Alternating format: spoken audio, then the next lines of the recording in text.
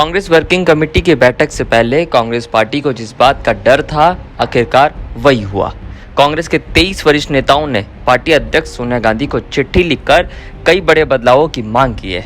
इन नेताओं में कांग्रेस कार्य समिति के कई सदस्यों के अलावा 5 पूर्व मुख्यमंत्री, कई सांसद और पूर्व केंद्रीय मंत्री शामिल है। चिट्ठी में साफ तौर पर यह लिखा गया है कि पार्टी अपना सपोर्ट बेस खो रही है और युवाओं का भरोसा भी।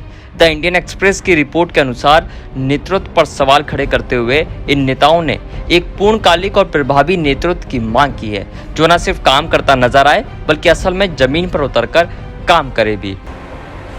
इसके अलावा कांग्रेस वर्किंग कमेटी का चुनाव कराने और पार्टी को फिर से खड़ा करने के लिए कोई योजना बनाने की भी इस चिट्ठी में मांग की गई है। नेताओं ने कहा है कि लोकतंत्र की सेहत के लिए पार्टी का मजबूत रहना बहुत जरूरी है। चिट्ठी में स्पष्ट शब्दों में कहा गया है कि कांग्रेस ऐसे समय में कमजोर पड़ी है जब देश सबसे बुरे राजनीतिक, आर्थिक और सामाजिक संकट से गुजर रहा है।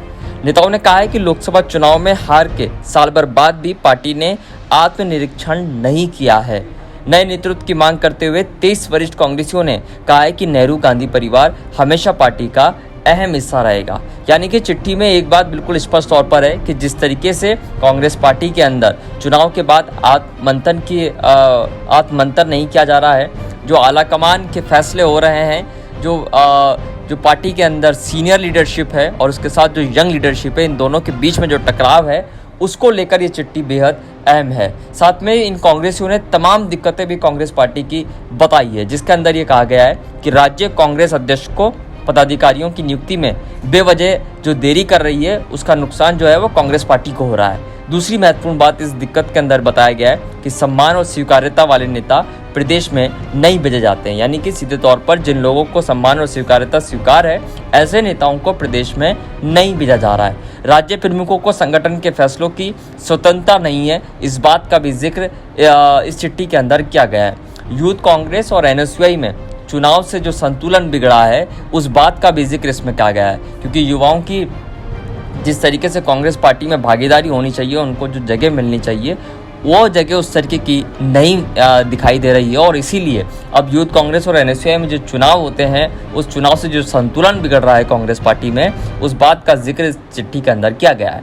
कांग्रेस नेताओं ने कई डिमांड भी इस चिट्ठी के जरिए की है। कांग्रेस आलाकमान के सामने इस बात को रखा है क्योंकि सोमवार को कांग्रेस वर्किंग कमेटी की बैठक होनी है और कई फैसले उस बैठक के अंदर होने हैं। 10 अगस्त को कांग्रेस के राष्ट्रीय अध्यक्ष का जो कार्यकाल है वो पूरा हो चुका है। पूरा देश नए राष्ट्रीय अध्यक्ष की कुर्सी पर कौन बैठेगा, इस बात का भी इंतजार हो रहा है कि सोनिया गांधी फिर से बनेंगी या फिर कोई गैर गांधी परिवार से कोई शख्स आकर कांग्रेस का राष्ट्रीय अध्यक्ष बनेगा।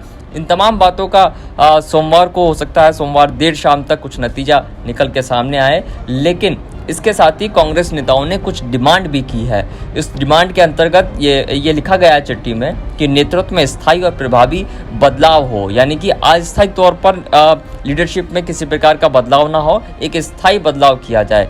कांग्रेस वर्किंग कमेटी के चुनाव करा जाएं, क्योंकि अभी तक चुनाव बहुत लंबे अरसे से कांग्रेस के संगठन में नहीं हुआ है और इसीलिए अब जो कांग्रेस के ये नेता हैं, इन लोगों ने डिमांड की है कि कांग्रेस वर्किंग कमेटी के चुनाव कराए जाए।